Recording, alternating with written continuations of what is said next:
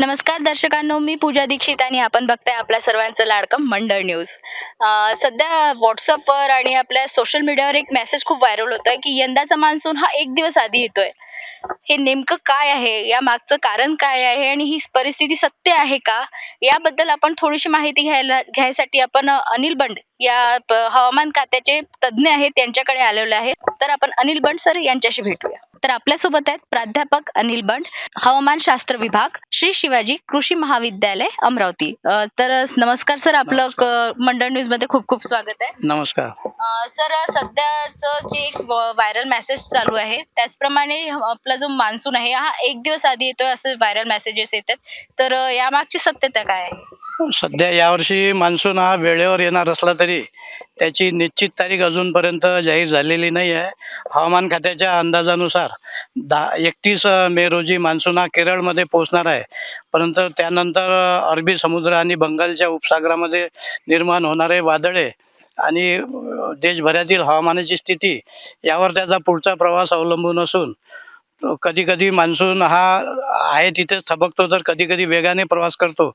त्यामुळे 31 तारखेला केरळमध्ये पोहोचल्यावर तो 20 तारखेपर्यंत किंवा त्याच्या 7-8 दिवस मागे पुढे विदर्भामध्ये येऊ शकतो. म्हणजे आपण म्हणू शकतो की आपल्या महाराष्ट्रात विदर्भात आपला हा ठरलेल्या वेळेवर ठरलेल्या स्थितीवर आपल्याला पाऊस आहे. 20 जूनच्या आसपास मागे पुढे विदर्भात मान्सूनचे आगमन होऊ शकते, अशी सध्या परिस्थिती आहे. आणि जो व्हायरल मेसेज 1 दिवस आधी येतो यात सत्यता आहे की नाही? नाही, त्यात काही तथ्य नाही.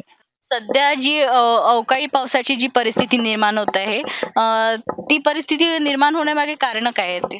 सध्याच्या परिस्थितीमध्ये केरळ किनारपट्टीवर अरबी समुद्रामध्ये हवेच्या खालच्या आणि मधल्या थरामध्ये चक्राकार वारे निर्माण झालेले असून त्याच्या प्रभावामुळे विदर्भात हा मान्सूनपूर्व पाऊस पडत आहे. तर हा पाऊस आता येत्या 24 तारखेपर्यंत विदर्भात राहणार असून त्यानंतर बंगालच्या उपसागरामध्ये एक कमी दाबाचे क्षेत्र आज तयार झालेले आहे आणि हे क्षेत्र ईशान्य दिशेने प्रवास करत असून 24 तारखेला हे कमी दाबाचे क्षेत्र वादळामध्ये परिवर्तित होणार आहे आणि त्यानंतर सुद्धा त्याचा प्रवास उत्तर बंगालच्या उपसागरामध्ये चालू राहणार असून उत्तर बंगालच्या उपसागरामध्ये त्याचे रूपांतर चक्रीवादळामध्ये होण्याची शक्यता आहे आणि याच्या प्रभावामुळे विदर्भातील पाऊस हा 24 तारखेनंतर कमी होण्याची शक्यता आहे. सर, जे यावेळेचं मान्सून आहे त्या मान्सूनाचा शेतकऱ्यांवर शेतीच्या पेरणीवर काय परिणाम होणार?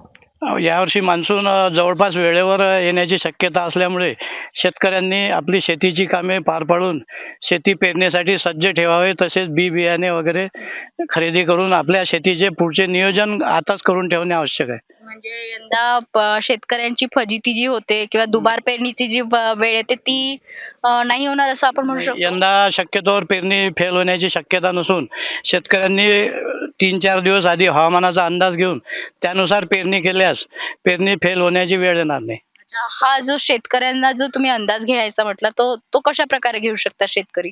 शेतकऱ्यांनी हवामान खात्याची IMD या हवामान खात्याची वेबसाईट असून त्यावर जाऊन अंदाज घ्यावा किंवा जे शासकीय किंवा म्हणजे विश्वासपात्र हवामान तज्ज्ञ आहे त्यांचा सल्ला घ्यावा, परंतु भोंदू हवामान तज्ज्ञांच्या मागे लागून आपले नुकसान करून घेऊ नये. तर शेतकऱ्यांसाठी एक अत्यंत महत्त्वाचा मेसेज आहे.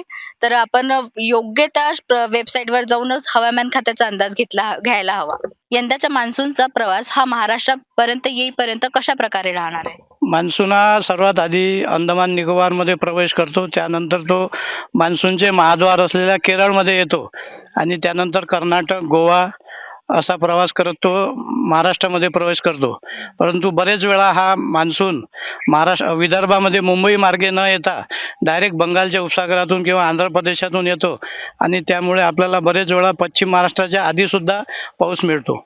पश्चिम विदर्भात 25 मे नंतरची जी चक्रीवादळाची शक्यता निर्माण झालेली आहे ते म्हणजे ही जी बाब लक्षात येत आहे ही खरी आहे की खोटी? हे भ्रामक हे असून बातमी असून 24 मे रोजी बंगालच्या उपसागरामध्ये डिप्रेशन म्हणजे हलके वादळ तयार होणार असून त्यानंतर 25 तारखेला उत्तर बंगालच्या उपसागरामध्ये चक्रीवादळ तयार होण्याची शक्यता आहे. परंतु हे वादळ विदर्भापासून खूप दूर असल्यामुळं विदर्भावर याचा विशेष परिणाम होणार नाही.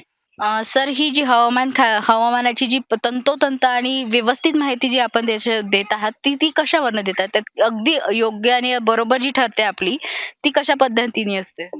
भारतीय हवामान खात्याची www.imd.gov.in ही वेबसाईट असून या वेबसाईटवर हवामानासंबंधी सर्व माहिती 1-1 तासाने, 2-2 तासाने पुरवण्यात येते आणि त्या विश्वासपात्र माहितीचा वापर करून जो हवामान अंदाज तयार केला जातो, तो विश्वासपात्र असतो. अच्छा आणि आपण जो अभ्यास करता तो कशा प्रकारचा असतो? म्हणजे कुठली असं यंत्र वगैरे आहे की ज्याचा उपयोग करून आपण करता? आमच्या महाविद्यालयामध्ये हवामानशास्त्रीय वेधशाळा असून त्यावर दैनंदिन स्तरावर तापमान, आर्द्रता, पाऊस, वाऱ्याचा वेग, वाऱ्याची दिशा, तापमान आदी मोजमाप केले जाते आणि मागच्या 20 वर्षातली परिस्थिती आणि हवामान खात्यातर्फे देशभरातील हवामानाची जे परिस्थिती देण्यात येते, त्यावरून आपल्या भागातील पावसाचा अंदाज घेण्यात येतो.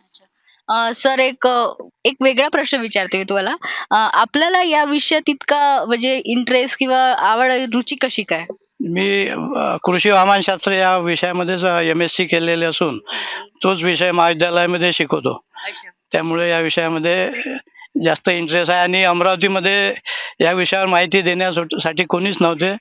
त्यामुळे ज्याचा जास्त अभ्यास करून हे माहिती घेऊन कोणी नसल्यामुळे मी तज्ञ झालेला. अच्छा, लोकसेवा करतोय असं पण म्हणू शकतो आपण. हा लोकसेवाच आहे म्हणजे आमच्या महाविद्यालयातील कार्याचा भाग नाही. हे समाजसेवा किंवा शेतकऱ्यांसाठी काहीतरी करावे म्हणून दैनंदिन स्तरावर हवामानाचा अंदाज आम्ही देतो. सर सध्या जो अवकाळी पाऊस चालू आहे, त्याचा येणाऱ्या मान्सूनवर काही परिणाम पडेल का?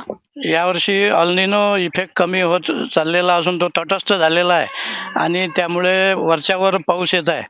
परंतु या पावसामुळे पावसाळ्यात येणाऱ्या मान्सूनच्या पावसावर विशेष परिणाम होण्याची शक्यता नाही, कारण जुलैपासून भारतामध्ये ला निना सक्रिय होण्याची शक्यता असून त्यामुळे यंदाचा मान्सून हा चांगलाच राहील अशी अपेक्षा आहे. सर आपण शेतकऱ्यांना काय सांगू इच्छिता? काय सांगाल तुम्ही शेतकऱ्यांना यंदाच्या मान्सूनच्या विषयावर आपला अभ्यास झालेला आहे, आपण अभ्यास केलेला आहे, तर शेतकऱ्यांना काय मेसेज द्याल?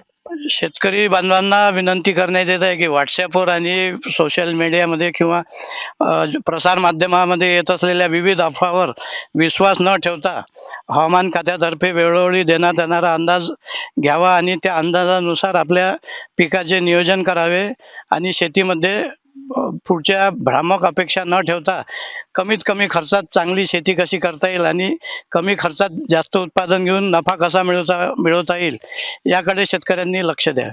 प्राध्यापक अनिल बंड यांनी आपल्याला हवामान खात्याची अचूक अशी माहिती आपल्याला दिलेली आहे आणि शेतकऱ्यांनी या माहितीचा पुरेपूर उपयोग घ्यावा ही विनंती मंडळ न्यूज तर्फे आम्ही करतोय आपल्याला. मला द्या रजा. एक नवीन विषय घेऊन पुन्हा आपल्यासमोर आम्ही येऊ. तोपर्यंत आमच्या फेसबुक पेजला लाईक करा, यूट्यूब चॅनलला सबस्क्राईब करा, लाईक करा. धन्यवाद.